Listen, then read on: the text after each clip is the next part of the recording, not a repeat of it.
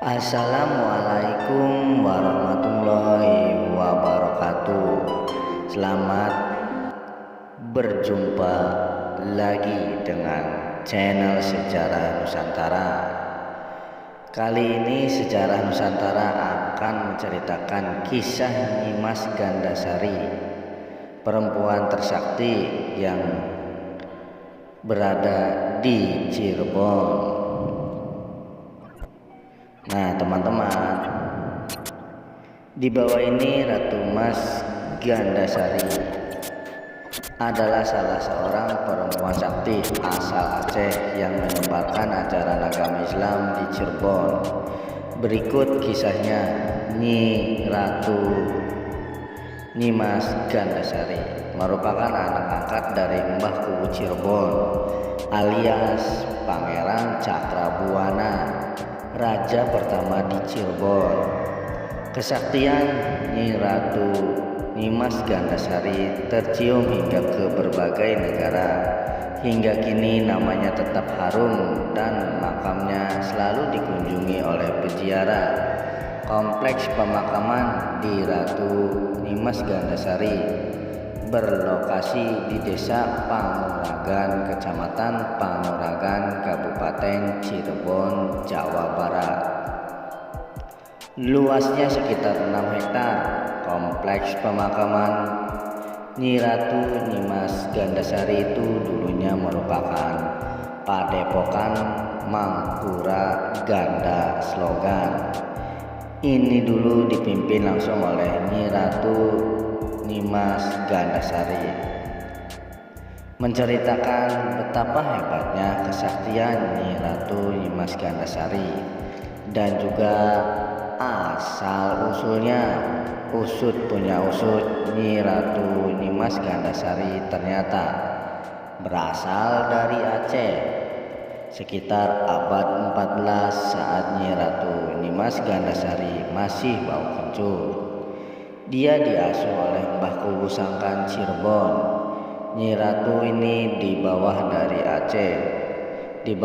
Aceh dan diangkat jadi anak hingga dibesarkan di Cirebon oleh Mbah Kuwu Sangkan Cirebon. Saat usianya besar, Nyi Ratu mengikuti jejak Mbah Kuwu Sangkan Cirebon menyebarkan agama Islam.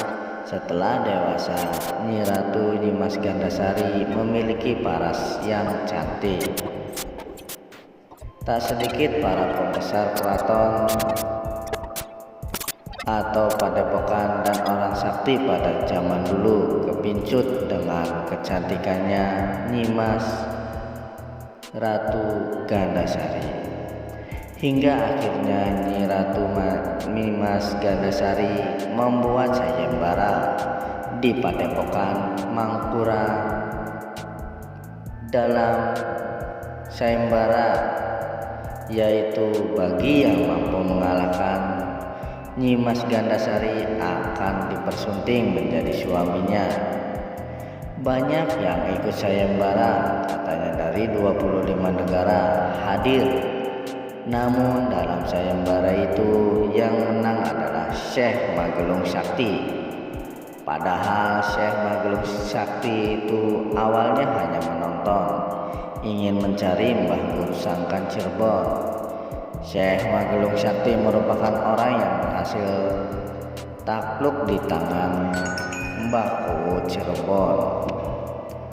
Bapak angkat dari Ratu Nyimas Gandasari pernah kepotong rambutnya oleh bapak angkatnya Nyi Ratu Nyimas Gandasari, Syekh Magelung. Niatnya ketemu Mbah Kuwu Sangkan, tapi di sana Syekh Magelung Sakti malah ikut sayembara dan menang dalam sayembara tersebut. Nyi Ratu Nyimas Gandasari memiliki selendang sakti bernama Juwana Selendang. Tersebut digunakan Nyi Ratu Nyimas Gandasari saat melawan musuhnya, bisa melumpuhkan lawannya. Selendangnya sangat sakti sekali. Sesudah sayembara juga menggunakan selendang kesaktian Nyi Ratu Nyimas Gandasari itu kini menjadi kisah yang akrab di telinga masyarakat Cirebon. Pemakamannya selalu ramai dikunjungi peziarah. Di depan makamnya terdapat 2 pohon yang dianggap wanda merupakan pohon tertua Nyi Ratu Nyimas Gandasari. Juga meninggalkan sejumlah warisan, yakni sumur dalam Sumur Kejayaan, Lebak Sungsang, dan lumbung padi yang terbuat dari kayu jati tua. Sumur-sumur itu memiliki khasiat masing-masing. Intinya untuk pengobatan, tapi utamanya kita harus yakin kepada Allah Subhanahu wa Ta'ala. Air sumur hanya medianya lumbung padi berusia ratusan tahun itu terdapat di belakang komplek pemakaman. Sebagian besar material lumbung padi tersebut masih asli. Hanya genting yang sempat direnovasi oleh warga. Lokasi lumbung padi itu tak jauh dari sumur dalam, sedangkan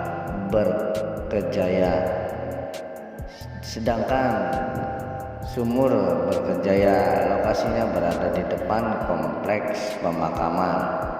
Kompleks pemakaman ini dulunya padepokan. Luasnya sekitar 6 hektar.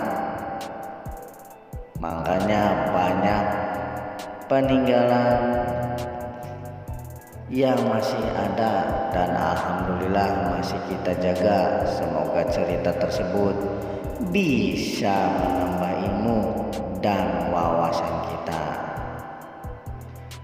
Nah, sahabatku semuanya, dukung terus channel Sejarah Nusantara. Semoga kedepannya semakin berkembang dan memberikan sejarah-sejarah yang berada di Nusantara ini. Dan saya pun memohon maaf apabila penyampaian masih banyak kekurangan. Saya terima kasih dan salam sejarah Nusantara.